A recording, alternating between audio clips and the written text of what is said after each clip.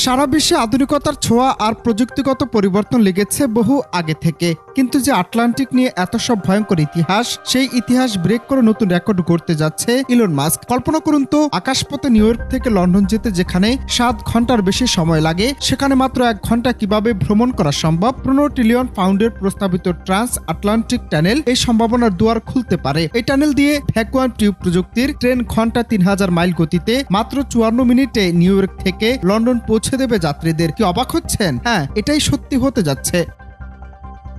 তবে new York আর London সংযুক্তকারী উচ্চবিলাসী trans Atlantic tunnel নির্মাণের প্রস্তাবটি অনেক আগের। সম্প্রতি অনলাইনে সেটি নিয়ে আলোচনা চলছে। যুক্তরাজ্য ভিত্তিক সংবাদ মাধ্যম মেট্রোর মতে এটি একটি লোভনীয় ধারণা, তবে খরচ অত্যন্ত বেশি। 3400 মাইল টানেলের আনুমানিক খরচ 15 ট্রিলিয়ন পাউন্ড বা 19.4 ট্রিলিয়ন মার্কিন ডলার। প্রকল্পের জটিলতা এবং আকারের কারণে এটি কয়েক দশক সময় নেবে। এর আগে ইংলিশ চ্যানেলের সমুদ্র তলদেশে দিয়ে 23.5 মাইলের পথে নির্মিত টানেল যুক্তরাজ্যের ফোক এস্টন ও ফ্রান্সের কোকুয়েলসকে সংযুক্ত করেছে। সেটি তৈরি করতে সময় লেগেছিল 6 বছর। সেই তুলনায় ট্রান্স আটলান্টিক টানেল তৈরি করতে আরও বেশি সময় লাগতে পারে।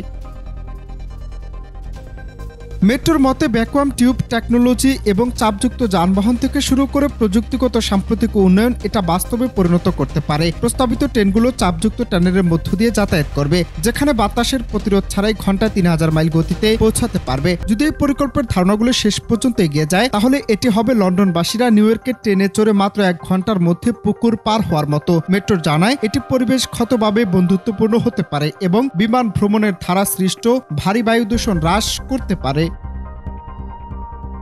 আন্ডার ওয়াটার টানেলের ধারণা 19 শতকে আবির্ভূত হয়েছিল। 1802 সালে ফরাসি খনির প্রকৌশলী আলবার্ট ম্যাথিউ ফেবিয়ার ফ্রান্স এবং ইংল্যান্ডের মধ্যে একটি টানেলের জন্য একটি ধারণার প্রস্তাব করেছিলেন, যা তেলের বাতি দ্বারা আলোকিত হয়। ট্রান্স আটলান্টিক টানেল নিয়ে অনেকেই বিভিন্ন প্রযুক্তির ধারণা দেন, তবে এর স্কেল, খরচ এবং ব্যবহারিক উপযোগ সম্পর্কিত চ্যালেঞ্জের কারণে অগ্রগতি হয়নি। তবে ভ্যাকুয়াম টিউব প্রযুক্তি সাম্প্রতিক অগ্রগতি ট্রান্স আটলান্টিক টানেল ধারণার সম্ভাব্যতা উল্লেখযোগ্যভাবে বৃদ্ধি করেছে।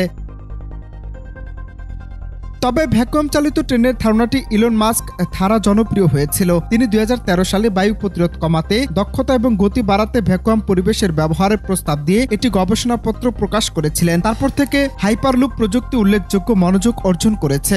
ভারত এবং চীনের মতো দেশে এটা নিয়ে ট্রায়াল চলছে। এদিকে জাতীয় উচ্চ গতি রেল নেটওয়ার্কে অন্তর্ভুক্ত করার পরিকল্পনা রয়েছে।